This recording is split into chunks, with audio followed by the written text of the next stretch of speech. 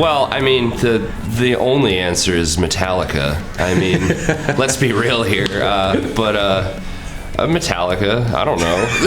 Like, I want to go on tour with Metallica. I don't know. Yeah, I don't know. Yeah. Just kidding. Metallica.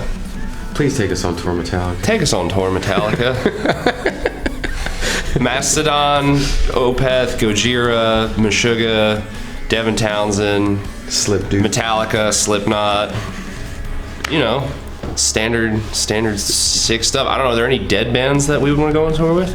I want to go on tour with the Beach Boys after they released Pet Sounds. Yeah. Let's do a tour with the Beatles. Yeah, or the Beatles. The Beatles. Metallica, the Beatles. Or no, the Beatles, Metallica, Rivers of Nihil. No, Metallica's going. They're headlining. Metallica. You know, Lars is not going to let that happen. They're headlining over the Beatles every time.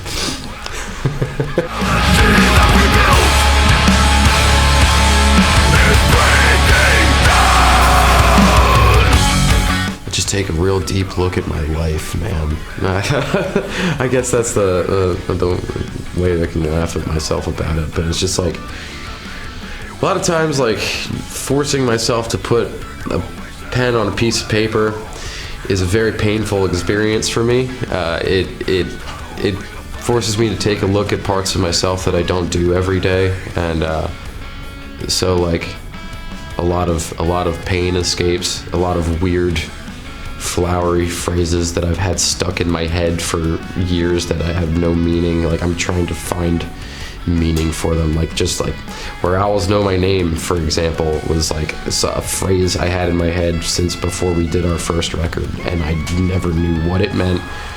I just knew that I was gonna write about it one day.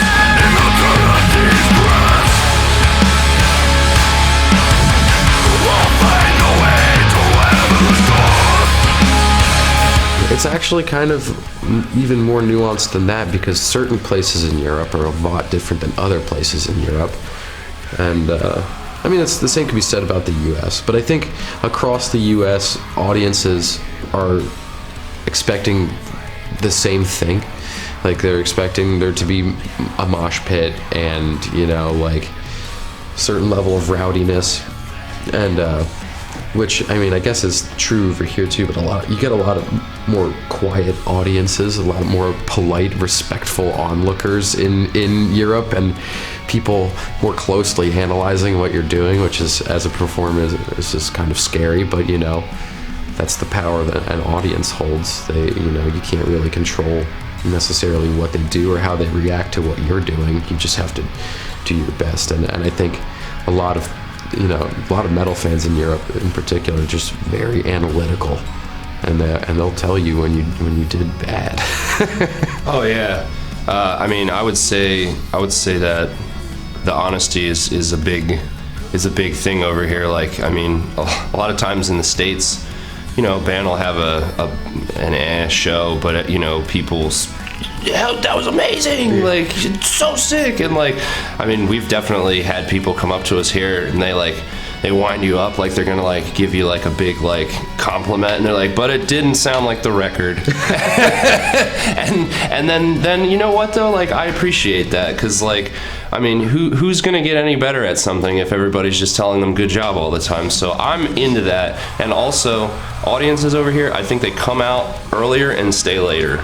Every time we've played here on an opening tour, we've almost always played to full rooms as an opening band, and I've noticed that there's a lot less walkouts, because in the States you'll have, like, even if it's like a really sick headliner, you know, people will like get tired and want to go home. They don't want to park. You know, like they leave before the show's even over. They show up 2 bands in, you know, and then they drink a couple beers, and then they leave, you know, 2 songs into the headliner's set. Yeah. Everybody in America is too fucking cool to be there. I think, you know, metal fans in Europe, you know, generally just this is where they want to be. They want to be at the show. They don't take it for as much for granted as people in the States do. And so they, you know, in a lot of ways, they make for way better concert attendees. You're on notice, America. You're on notice. Fucking bicycle horn. I mean, Beach Boys already did that, but fucking bicycle horn. bicycle horns. We want a merry-go-round on our next record. That's basically what he's saying. Exactly. A full mic'd up 5.1 surround sound merry-go-round on the next Rivers of Nihil album. Beer. Wine. Sorry. We're just those kinds of guys. If I drink wine, I go to bed immediately. If you drink wine, I know what happens. Indoor. It's cold out there. We need these to be nice. Unless it's like a perfect situation. Like if it's like, like early autumn when, you know what I mean? Like it wasn't bad at Heavy Montreal outdoor, right? Are you fucking kidding me? I was really like 1,000 degrees. There were fire hoses. There were fire hoses spraying the audience. It was so hot. Indoor.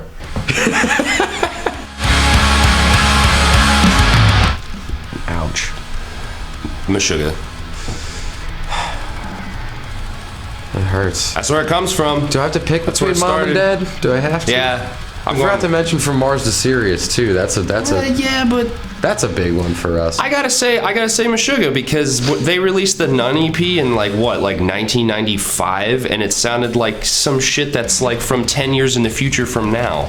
Yeah, I gotta say Meshuggah. I saw them when I was in like 9th grade, opening for System of a Down, and I fucking hated it. I was like, these guys can't play. What is, like, none of this stuff is on time. What is wrong with this? Like, my tiny 14-year-old brain was not ready for that.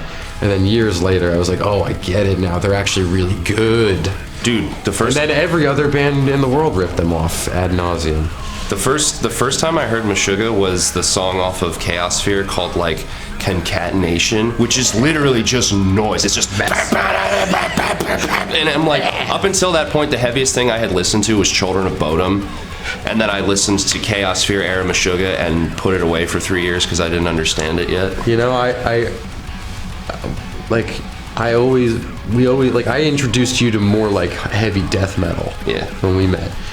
But you actually made me get into Meshuggah finally, so props there. You didn't like them, I remember that. I didn't. I didn't understand it at all. I had friends who liked them, and I was like, this just sounds like a mess. And then when you get it, you really get it. Meshuggah. It's Meshuggah. Sorry, please take us on tour, Gojira. Cynic. Yeah, it's Cynic. Rest in peace, Sean Reinert.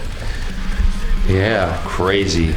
We actually got to tour with him for a couple days when he was playing drums for Death to All.